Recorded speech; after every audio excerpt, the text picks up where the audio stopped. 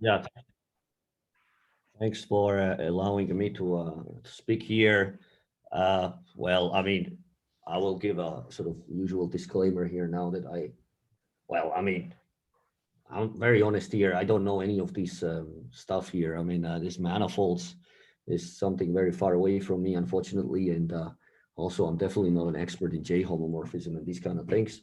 I mean, it was fun to read these papers, and I tried my best to somehow digest it. But feel free to interrupt me anytime, add some comments, to give us your experience. I know that there are some experts in this audience who know this stuff way better than me. And so what I will be talking about is this amazing paper by Berkland, Hahn, and Zenger. I think it's called like this, The Boundaries of Highly Connected Closed Manifolds, and very much based on the PhD thesis of Stefan Stolz in Mainz, which is in German. And I was reading it yesterday in German. It's called Hochzusammenhängende Mannigfaltigkeiten und ihre Ränder. So, but these guys really rely on this PhD thesis of Stefan. Okay, so well, let's start with the easy. Oh yeah, and first time ever, I'm giving a talk with an iPad, so I apologize for maybe with some issues.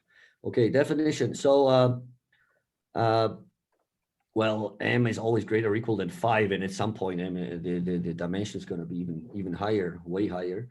So, a homotopy M sphere for us, sigma is a closed, smooth, what else is there? Oriented manifold such that it is homotopy equivalent to an M sphere, homotopy equivalent. Okay, so that's sort of the definition, the first definition I need. Second definition I need is that we say that compact, and this time not closed because it will have a boundary, compact, smooth, oriented, and at some point I will drop this smooth and oriented because everything will be smooth and oriented. M is called almost closed if the boundary is a homotopy sphere.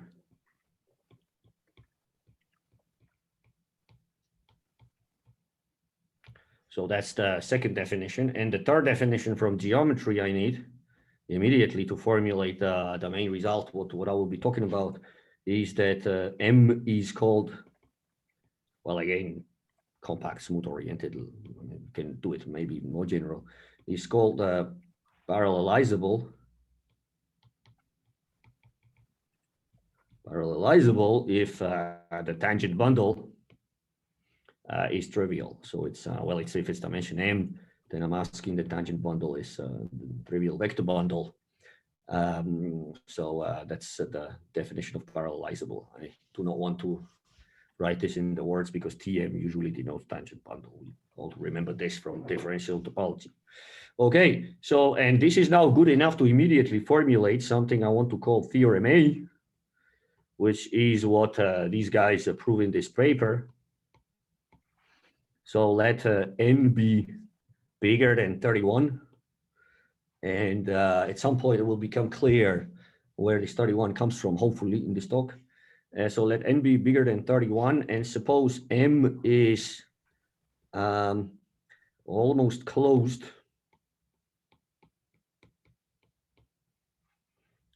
for n minus 1 connected. Well, they prove something more general, but like what I decided to present today is just this theorem. 8 n-dimensional manifold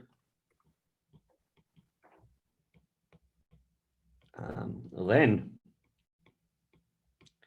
the boundary of M, well, M itself is not parallelizable or anything like this. I didn't say anything like that. M is just almost close to this kind of a manifold. Then boundary of M is also a boundary of a parallelizable manifold.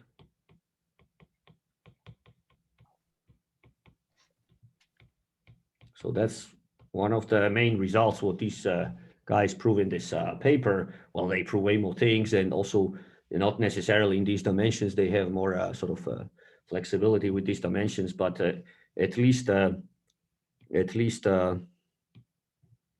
well, I'm gonna do this thing which I learned from Piotr that will highlight a bit this this theorem. I don't know, make it very important with this color. Okay, so that's the theorem we want to. No, I mean n is bigger than 31, because what I really want is for n minus 1 to be bigger than some 200 something, or 4 times 31, whatever it is. So that's what I want. Okay. So I really directly. Yeah. So the homotopy spheres which bound parallelizable manifolds, that's like the subgroup of the group of homotopy spheres, right? That's like I will talk about this in a second. Okay, I will talk awesome. Yeah. So I just don't want to mention yet Gewehr-Milner, because I just want to formulate it as elementary as possible, right? Before we go serious with all the theory. Okay, so that's the theorem A. Well, it's a beautiful result in differential topology, as you can see. So now there is theorem B, which will imply it, and then I will start with discussing what Piotr is saying. So, well, let MO for n, again for the same constraint, n is bigger than 31, always bigger than 31. Let MO for n denote the Thom spectrum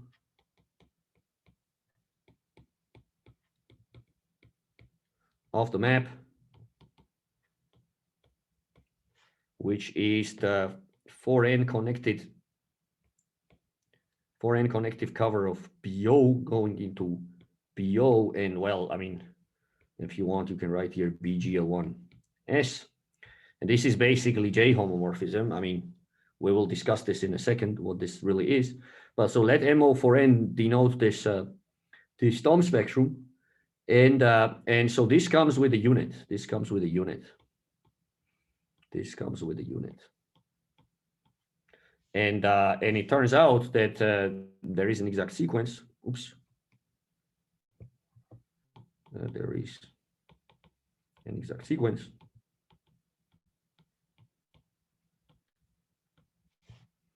which is b by 8n minus 1s by 8n minus 1 mo for n. This is actually surjective. Oops, something went off. Maybe I should write here the 0. And here I have by 8n minus 1 of SO, and this is the J homomorphism. Well, in degree 8n minus 1.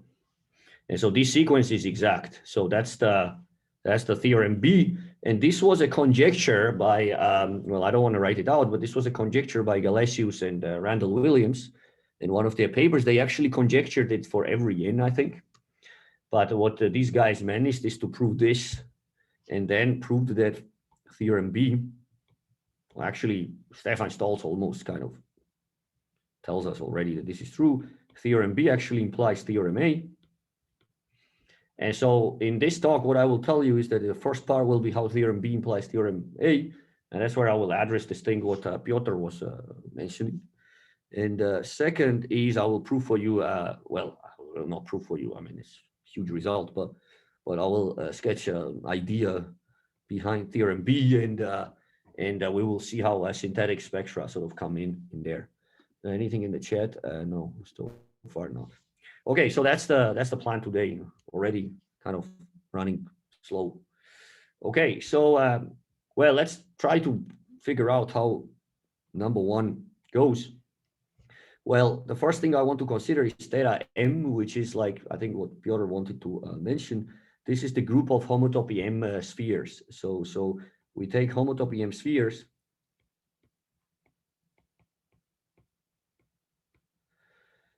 and we divide out the H cobordisms, and we take the connected sum as a group operation. And this is the group of homotopy M spheres. Now, later I will define, hopefully, but there is a map going from this theta M into co-kernel of the J homomorphism in degree M. And it has a kernel which is called BP M plus 1. And so this is a subgroup of this group of homotopy M spheres, and something is set in here.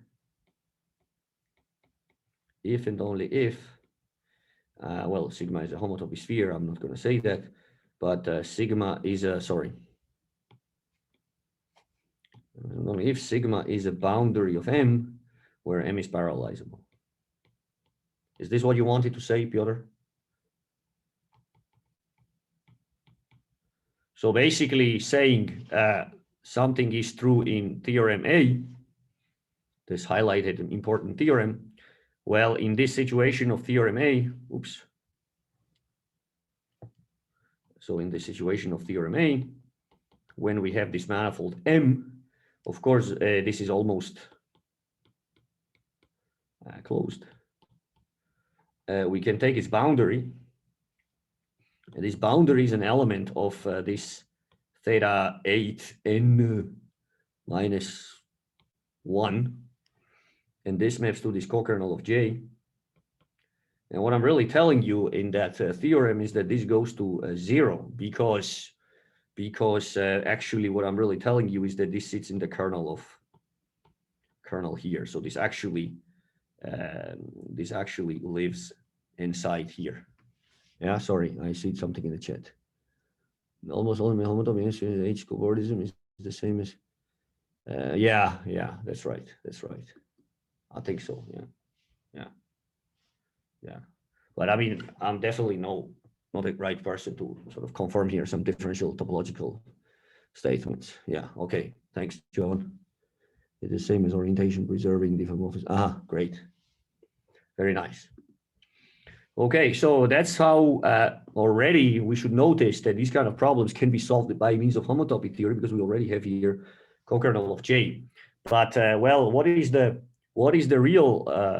real connection between geometry in this story versus stable homotopy theory?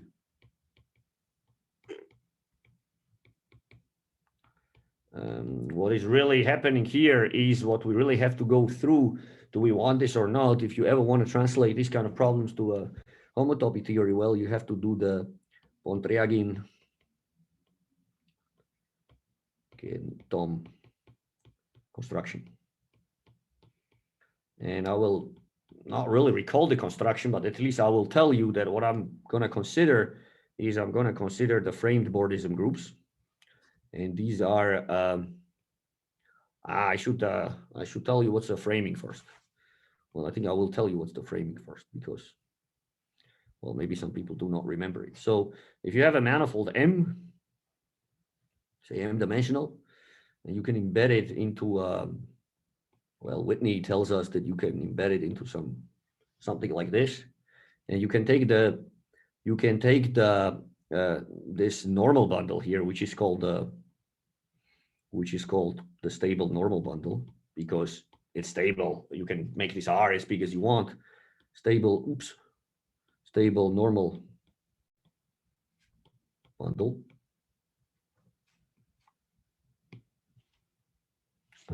And why is this here? Stable normal bundle. And so what is the framing? So framing of M is a data of a trivialization, is a concrete trivialization of this bundle. So that's the data. It's part of the data, the framing.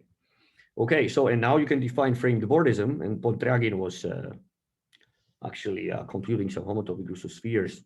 He made even some mistakes, but he looked at this framed Bordism in already in 30s and 40s. This was this is the cobordism classes or Bordism classes, cobordism classes of framed, well, closed, but let's not mention the framed M manifolds.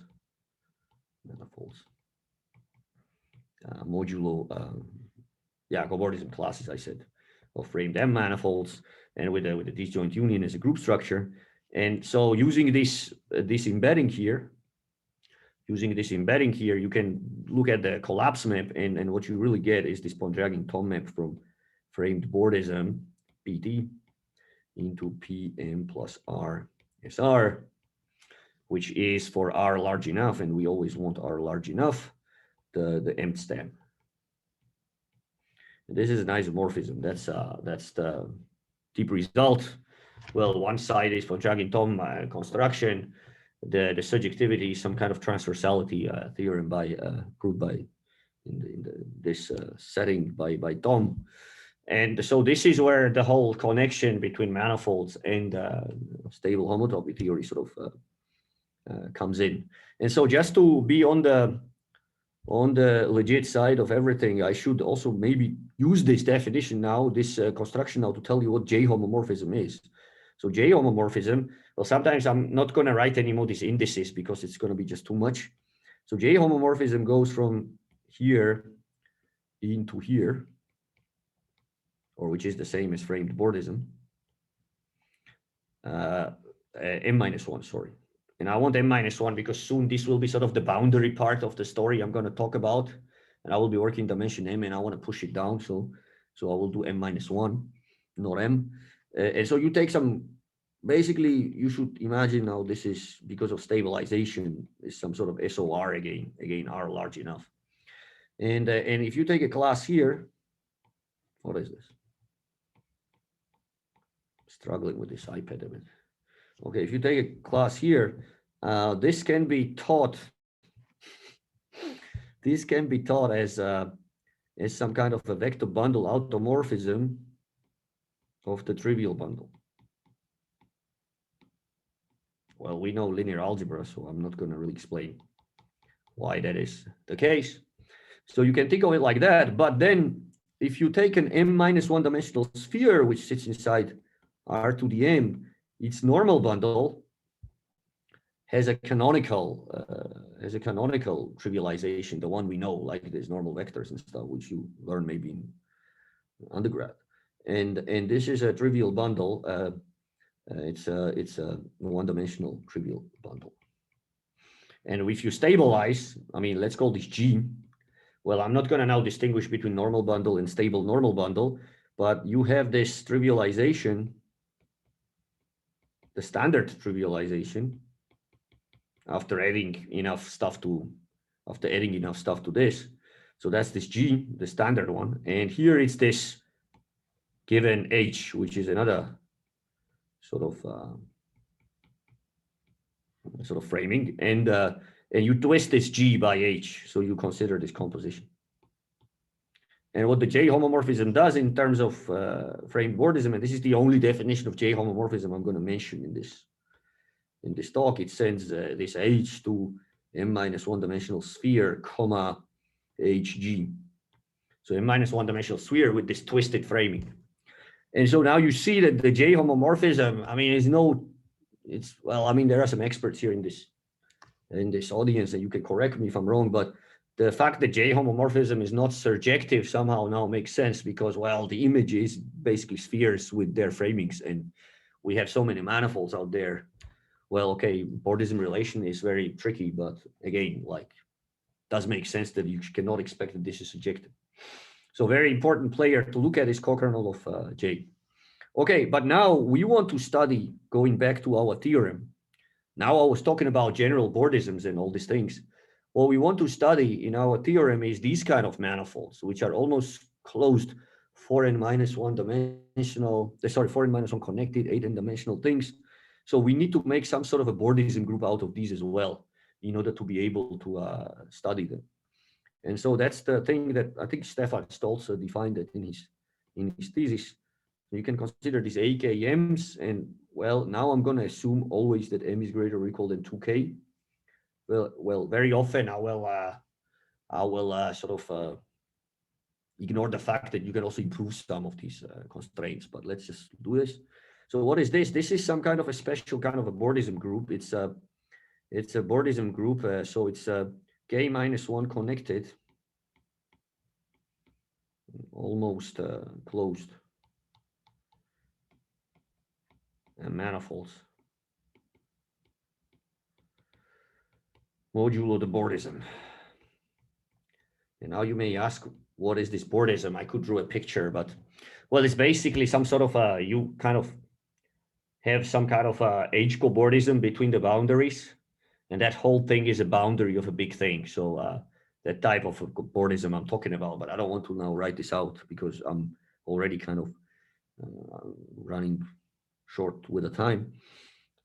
Yes, and this is the kind of a group where, well, later this M is going to become 8n and k is going to become 4n minus 1, but let's try to stay as general as possible until the very late. So we can take this AKM and, well, our manifold represents now a class here from theorem A. And this maps down using the boundary, it maps down to the theta M, the thing we just mentioned, the group of homotopy spheres. Well, this has this kernel, sorry, M minus 1, sorry. This has this kernel. And here there is this map going to the co-kernel of J, which I want to actually denote as framed Bordism, modulo the co-kernel of J. Okay, I'm not writing now dimensions on J. Okay, and what I'm really telling you is that, and what is this map, by the way? What is this map here? This is called eta in geometric topology. This map really takes a sigma and sends it to itself. Well, this is a subtle thing. Kevea and Milner, well, I should have mentioned Kevea and Milner when I wrote this exact sequence, by the way, with theta m. I forgot to say that. But what Kevea and Milner tell us is that this is always, this sigma here always has some framing.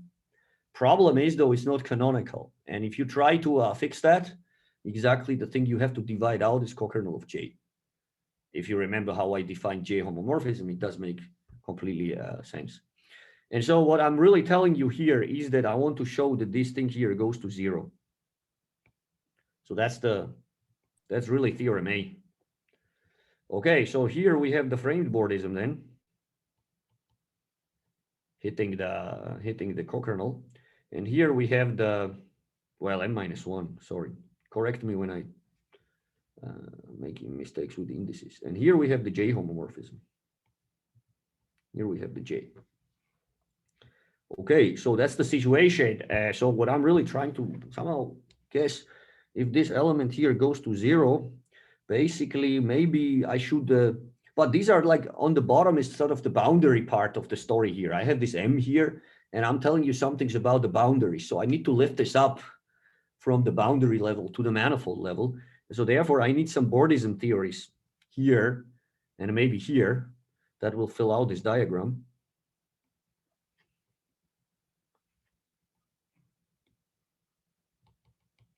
With some boundary maps here as well.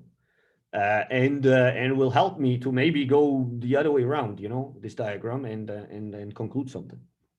So that's sort of the idea how you should attack this thing. But now, how do you get this kind of a Bordism thing? Well, here the problem is that we are making homotopy spheres, like with theta m minus 1. That's also not a Bordism theory because it's homotopy spheres. But if we ignore being a homotopy sphere, instead of look at the framings, we can make the framed Bordism. Similar thing applies on this story here. If we drop the condition that boundary should be a homotopy sphere, and instead of we ask that boundary should be actually boundary should be framed, then we can actually create a nice Bordism theory, and that is what is defined in Stolz's thesis. It's omega k and framed. So this is also a Bordism group of k minus 1 connected M manifolds with the framing of boundary, with framing of boundary. Modulo the Bordism. Modulo the Bordism. Okay, so that's exactly the thing that will is ending up in here in this question mark, and now I can fill out these question marks with these bordism groups. So here it's this bordism that is sitting. Well, I mean, let me not define out geometrically how this actual bordism relation looks like, but it's very similar to this AKM, to be honest. And the funny thing is that this lifts, this map here, this J homomorphism actually lifts here to something called the J bar. Why does this lift? Well, J homomorphism was taking a sphere and twisting its canonical framing, right? Now, what this J bar is going to do is going to do the same thing, except instead of taking a sphere, it's going to take the disk. And we are in the correct kind of dimensions so that we don't worry about connectivity and these kind of things. It's well enough connected because M is bigger than 2K. 2K. Okay, so that means that I can also take the same bordism group here, framed K, M, and divide this. Sorry, here I wrote cokernel of J. That's of course nonsense.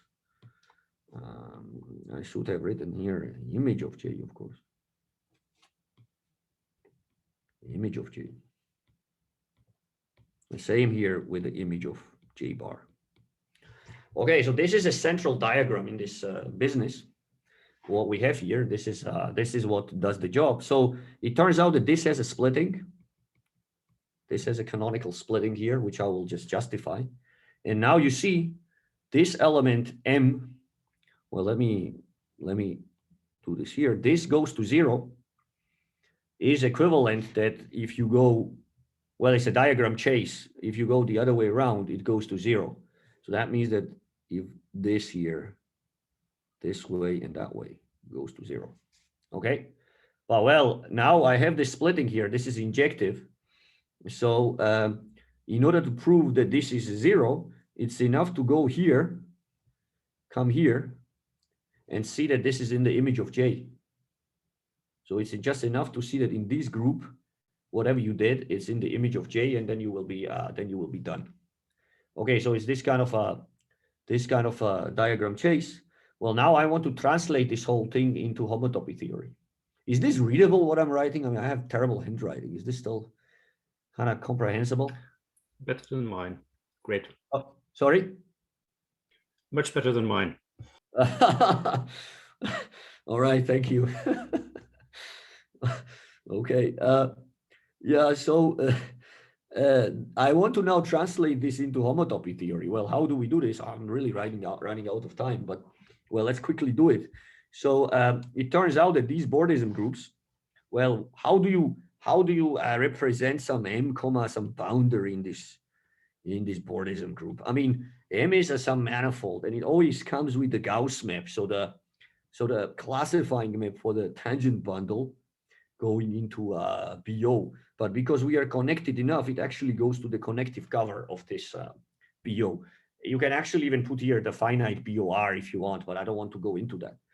And the fact that these are sort of framed, these kind of bordisms on the boundary, means that these kind of classifying maps can be arranged in such a way that this goes to the base point.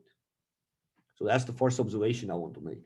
The second observation I want to make is that obviously these kind of manifolds have something to do with the Thom spectrum of this map, right? I mean, usual Podragin Thom kind of story again.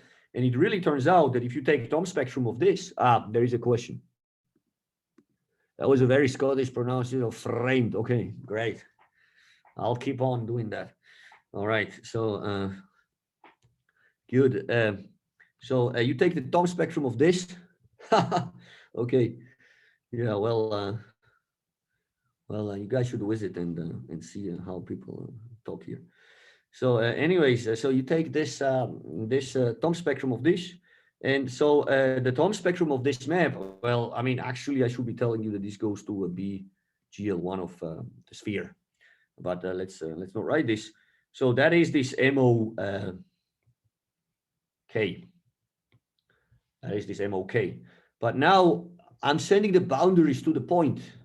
So that means that there is this unit map, which is there for pretty much every Thom spectrum. And what you can do is you can kill the unit.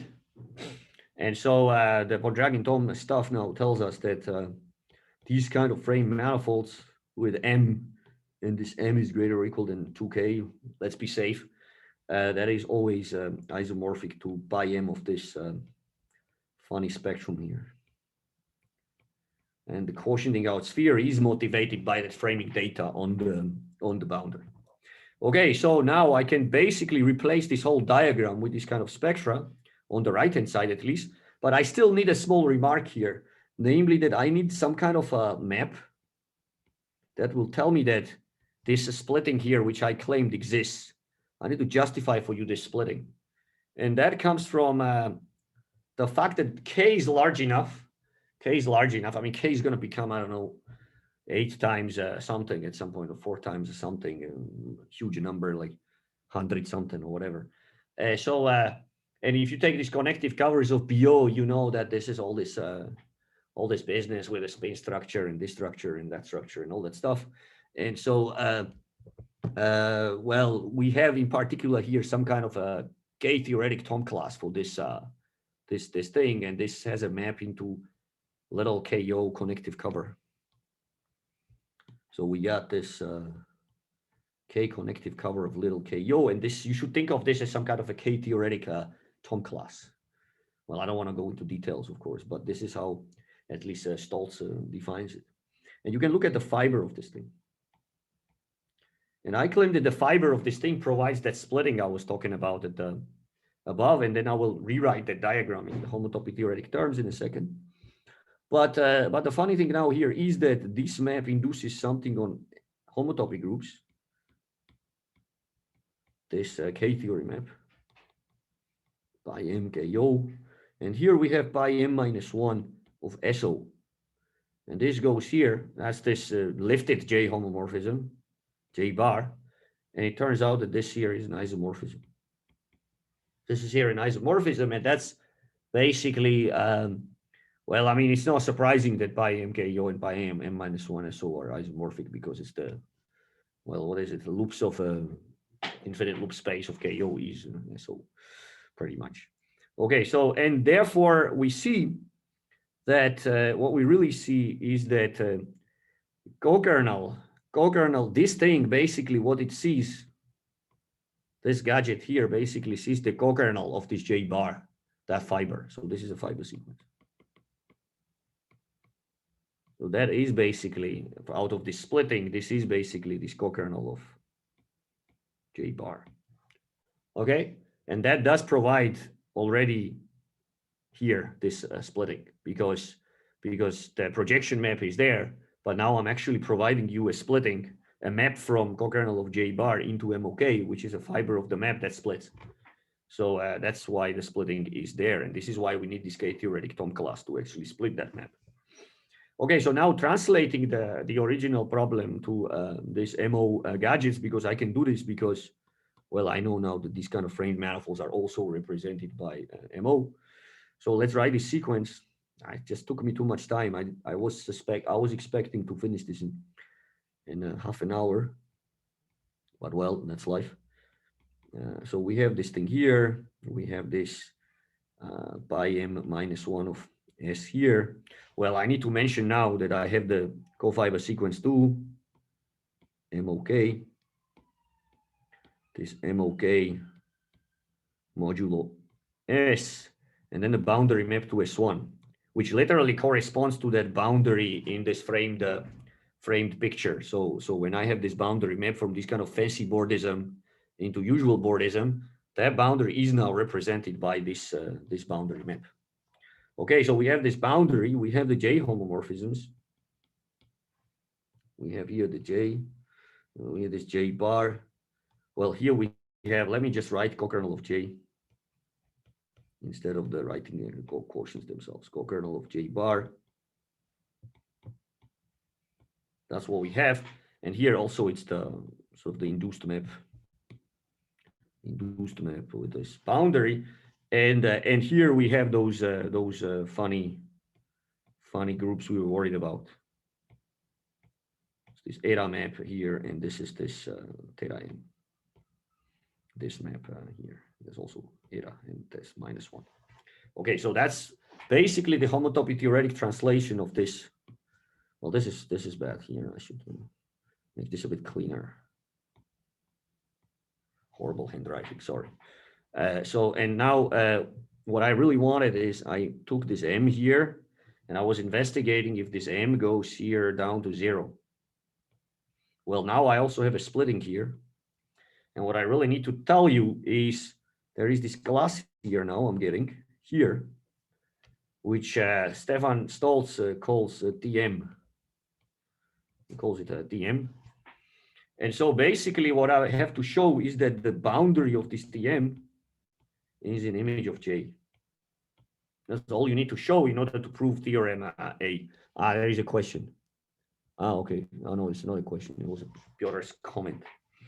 Okay, so this is what you need to show.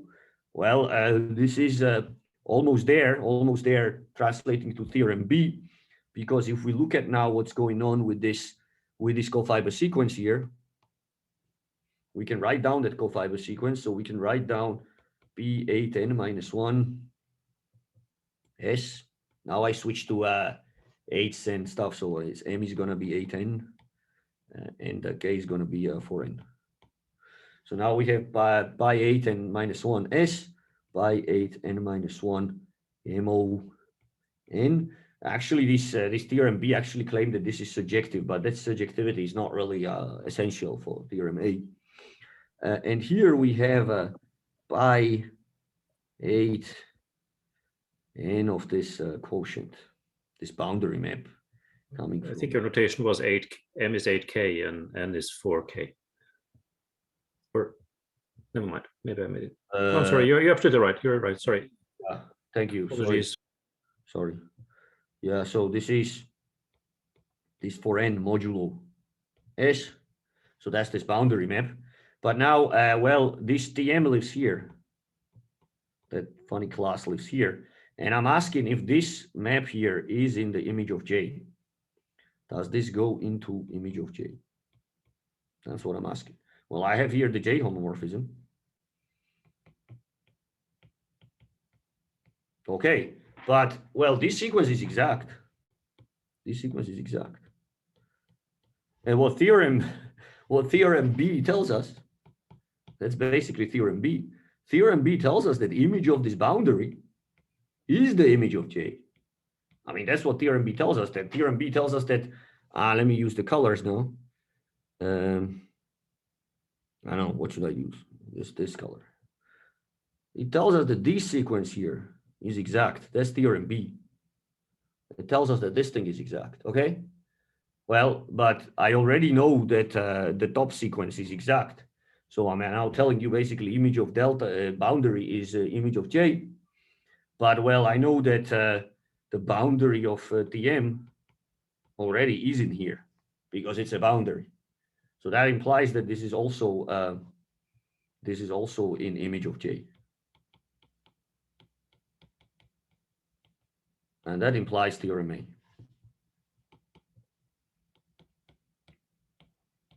Okay, so way too much time for differential topology in this talk. Well, you're allowed to maybe ask quick questions. Otherwise, I'm gonna just like gear up here and try to be faster to get at some point to synthetic spectra. But I think this is the argument how you sort of show the theorem B. This homotopy theoretic statement implies theorem A. And this was one of the suggestions for me from the organizers to do it. So, well, there's no way out to not do this. Anything you want to ask or comment or correct or I don't know. All right, people seem to be. So here's a question. When did Stefan Stolz work on this? 85, 84, 83, 85, something like that. He was a PhD student of Matthias Kreck in Mainz. And yeah, at that time, people wrote PhD theses in German. So in Germany, so yeah. I think it was 83 when he defended his thesis. It's impressive. It's impressive thesis. I mean, I was reading it yesterday, and it's amazing calculations with Adams spectral sequence. I mean, so, yeah, impressive stuff.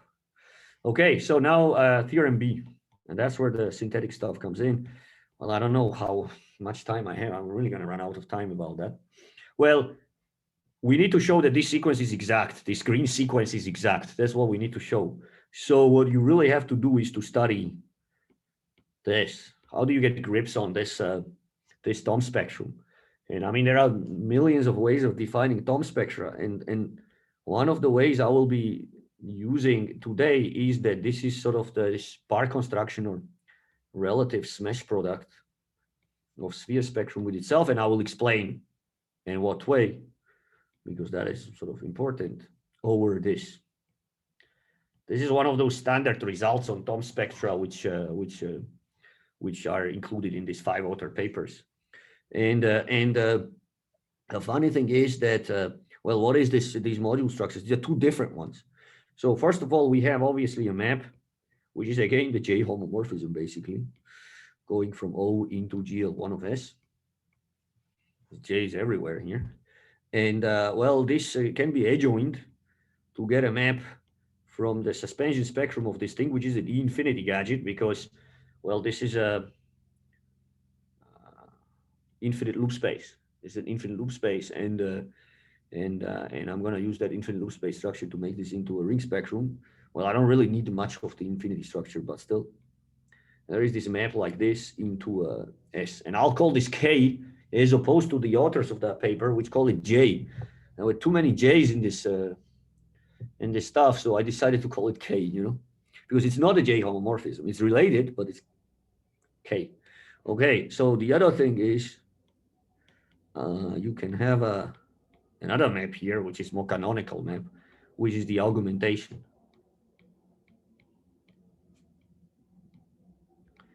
Okay, and you use these two structures. So here you use K on this side. Here you use the epsilon, and so you form that product, and that's this Thom spectrum. Well, it's also a bar construction. I don't want to write down this bar construction, but it's the usual bar construction. This thing in the middle, this O thing, and S is on the left and right. And I'm gonna just gonna use that in a second. But in order to understand this, that means we need to understand this spectrum. I mean, we really need to say something about homotopy groups of this spectrum, and that's where all this stuff starts. Well, the first observation is that we can get rid of that base point. I mean, I'm not gonna go into details, but you know usual stuff with getting rid of that base point. You can get rid of it, and then you can think of this as a non-unital commutative ring. Okay, there's some comment. Can you briefly describe K again? It's the adjoint. It's the adjoint of this map using this. Is adjoint of this map using the usual adjunction between GL1 and suspension infinity plus loops infinity kind of thing. Yeah, as the adjunction. Well, if you want a better way, GL1S maps down to the infinite loop space of the sphere because it's a pullback over the invertible components, and you can adjoint that. Yeah, that's another way of describing it. Is that okay, Bob? Okay, great, good. All right, so so I want to really study this thing, and here is a proposition which is a crucial proposition in this paper, when every total bracket and everything what these guys do at the end comes from these groups. First observation is, well, now I will make my life easier and I will do something horrible, but well, you will have to forgive me for that, because otherwise I will never finish this talk in time. Let's just denote this by O. I know it's a terrible notation, but the only kind of O's now that are going to be present in this talk is these 4n-1 connected cover of O with loops infinity on it. And well, I should have actually denoted this by I was using this notation as well, right? It's this, and oops, what happened? Here we go. Okay. Can we instead do like a Swedish O or something, like an O with a bar? Danish O or something? Well, that's empty set. I can't do it. What about O sub 4n or something? I don't know. Okay, should I drag around this notation? Okay, let's do it. Let's do it. I'll keep on doing it and then run out of time. Okay, so a proposition is that pi 4n-1 of this thing, well, that's something you should know from Bott periodicity, but that is isomorphic to integers and generated by some element x. Script O, with a little loop on top. Okay, let's do it like that. Is that good? Yeah, sorry for that, because I mean, it's really a lot of effort to write this. Okay, so that's the ZX. Well, this is basically like in degree 4n's the homotopy groups of the KO, basically. I mean, that's what it is. So that's why I said it's spot periodicity. Second is that x squared in by eta n minus 2 of this O is actually, which is isomorphic to Zemo 2, is actually a generator. It's a generator. That's the next thing. The third thing is you can look at the product x with the k of x, which sort of sends this x from here down here. I should be writing k star, but I just write kx. Well, this lives, and this is the module structure. Everything is modules, always stable homotopy groups of spheres. So this is a module structure, and this is inside this thing. And the claim is that this is 0. And the fourth one, which is the most essential sort of observation, is that this k lower star going from pi L of this O into pi L of S in the range 4n minus 1 L and 8n minus 1 image of this thing is the same as image of J. And this is a non-trivial proposition. I mean, what they use here is sort of, in this paper, they use this TAQ tower, I mean, Goodwillie tower with TAQ fibers. So it's the results by Nikun and Tyler Lawson and some others. I mean, this is a really difficult calculation, but again, it's nothing synthetic. I still haven't gotten to synthetic and time is running out. Anyway, so that's the thing. Now, what you do is you use these elements, to describe, well, I mean, the next observation you have to make is that, I really run out of time, it's unbelievable. So the next observation, what you make is that, well, there is this map which you can describe, which is a canonical homotopy. So you can look at this O, tensor squared. You can look at the suspension spectrum of this O. This is the multiplication. This is 1 tensor this K. And this is S, and this is K, and this is K. And this diagram commutes by multiplicativity of this K. This K is a map of rings. And there is this canonical homotopy here, which allows you, all right, okay, I hope it's not my fault. So now what you can do is you can look at M minus 1 tensor K into a suspension spectrum of this thing. And you can take its cofiber. This is a cofiber. And I think a bunch of additional sigma infinities snuck into your notation. Okay, I don't need them anymore, right? Yeah. Thank you. Wasted my time on this notation and now using it again. Good, thanks, Kyle. Okay, so this is a cofiber of that, and we also have the map down K to S. And because of this canonical, this is a very canonical sort of homotopy here. There is a canonical sort of map here, and it turns out that if you go from P to S, you can take its cofiber again. Well, let's call this K bar. You can take its cofiber C, and it turns out that here is a fact, how this all comes in the game.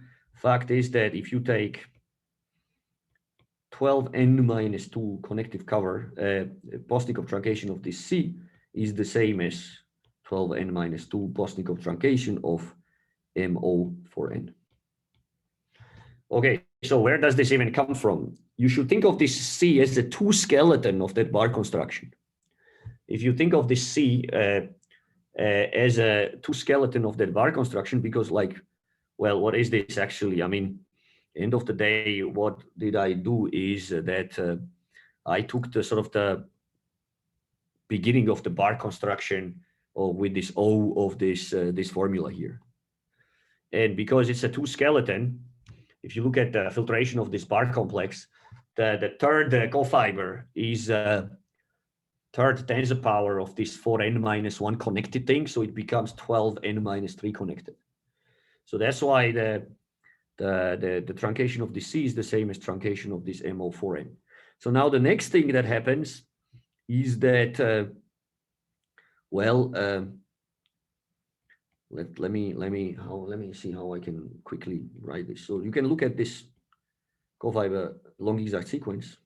So that means that in the range 8n, 8n-1, and at 8n-2, I don't have to talk about MO. I can only just look at this C. So what we have is this long exact sequence, and pi 8n-2 of this B. Well, this is the same as pi 2n-1 of MO4n. So this is the unit map which we have in the theorem B. And the image of this is exactly, I'm trying to understand if image of this K bar lower star. So question is if image of this K bar lower star is image of J. That's the question. And so now what you can do is actually using this result number 4, you can see that basically what the only thing you have to worry about is, I mean, you have here again the same P that goes to using this sequence now. I'm going to look at long exact sequence of that actually goes to a Z X tensor X, which is one of the homotopy groups of this O tensor. And this goes to Z mod 2 generated by this X squared. And this map is actually sending this generator to that generator. And the kernel of that is 2 times this X tensor X, because it's Z mod 2. And so this really hits this stuff. Now I know that there is this pi 8n-1 of this O sitting on top of this. Well, this is part of this long exact sequence here. Here it's not a long exact sequence, but I know that this hits the whole image of J. So this actually hits the whole image of J. Therefore, image of J is actually contained inside the image of this K star. And the only thing I need to show is that there is some left Y here. There is some left Y here that goes here to 2. If I can find such a Y, only one Y that goes here to this generator such that K star of that is an image of J, then I'm done. That will prove theorem B. That's the only thing I have to do. Well, now there is an interpretation of this thing as some kind of it's some kind of interpretation of this thing as a Toda bracket. So you can actually show that this thing can be obtained as some kind of a W here. And I will write how this W is actually obtained. Well, you have to take some connective covers, but I already run out of time. So and then I right away have to switch to the synthetic story. So I have like 5 minutes left or something. So what you can look at is you can look at this diagram into this O, and here this K going down to S, and there are some homotopies. So this commutes, and there is some specific homotopy here into KX squared. Here there is a 0 homotopy coming from E infinity structure of this thing, because this is commutative. 2 times something squaring the odd degrees is always 0. There are some comments here. Always a spectrum, always a spectrum. Yeah, maybe Berens-Resk is also a right thing for the Goodwillie stuff. I mean, again, I did not check all the references. And here we have 0. And the only flexibility I'm allowing myself, this is also 0. I want to, this is specified homotopies here, specified. This is also specified. The only flexibility I'm allowing myself is about this. This can be chosen freely, which defines a well-defined element, which is a homotopy from 0 to 0 in this dimension. This defines a well-defined element in pi 8n-1, like a Toda bracket. It's not quite a Toda bracket, but very similar to it. In here, but modulo this freeness, this indeterminacy that you get out of this, which is exactly coming from pi 8n minus 1 of this O, but under this K mapped down to S, which is exactly image of J. And what you have to study now is when is this thing 0? And that's where this Adams filtration business comes in. So you want to show that this Adams filtration of this W in the HFP Adams spectral sequence is always greater or equal than greater than some number, gamma p 8n minus 1, which has the property that anything that has filtration bigger than this is in the image of J.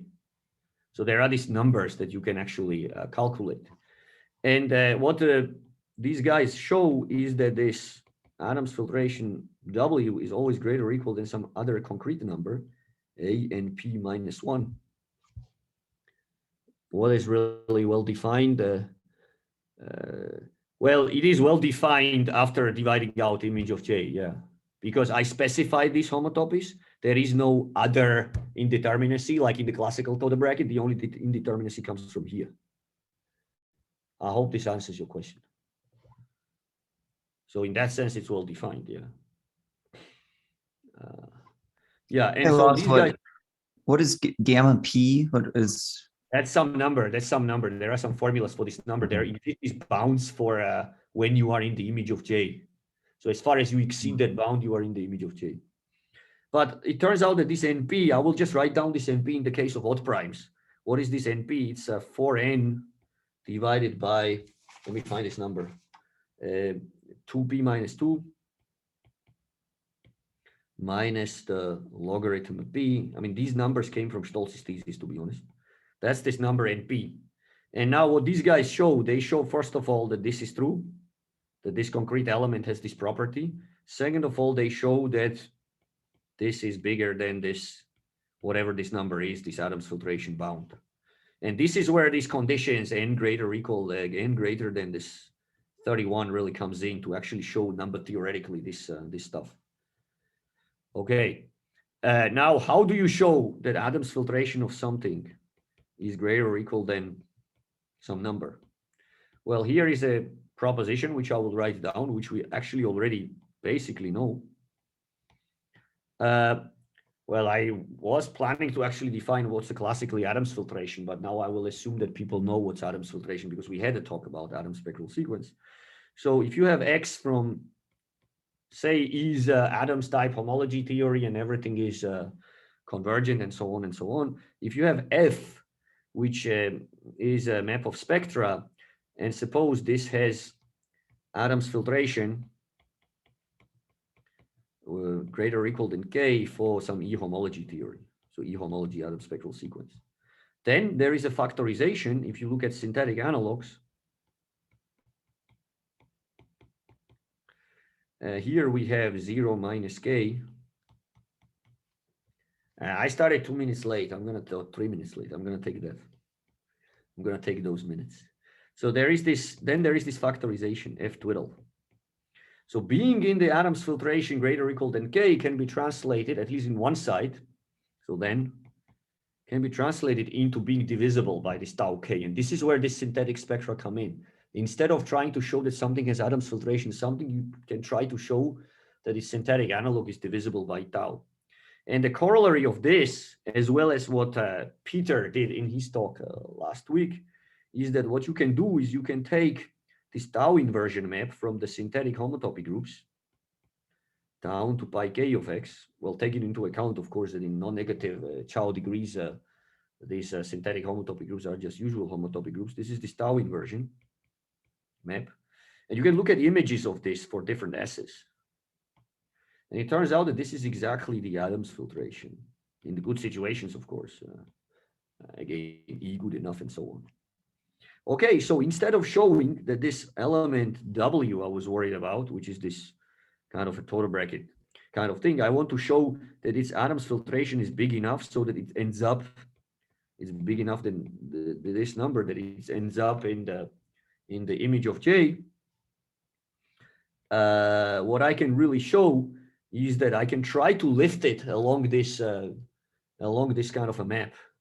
So I mean, where does this W live? I mean, this W lives in 8n-1 of the sphere spectrum, and I want it to be in the image of J. So I want its Adams filtration to be bigger than something that guarantees that it's in the image of J. Well, instead of doing this and doing some stuff, I can try to produce some element in a synthetic world.